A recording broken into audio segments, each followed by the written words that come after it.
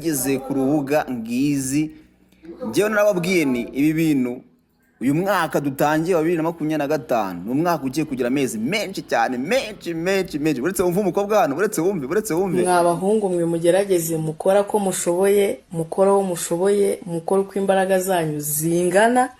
naho ubundi ibintu ntimuzabishobora ndababwiza ukuri ugasanga umuhungu singiye kuvuga mu mazina yabyo si muri abana niba umukobwa agera ku rwego rwo gufata icupa agafata icupa akariseseka hariya hasi mu myanya ndangagitsina uko icupa ringana wowe urinde wo kumwemeza wowe urinde wo kwemeza uriya mukobwa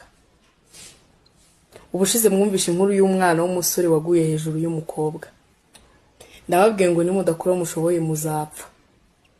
mujye mukora ko mushoboye mukora mushoboye nimwumva munaniwe murekeraho kuko nubundi iyi generation abakobwa dufite n'uruca abana n'urundi rwego wagira ngo harimo na nyabingi ngaho nibereye kandi ngo ndababwiye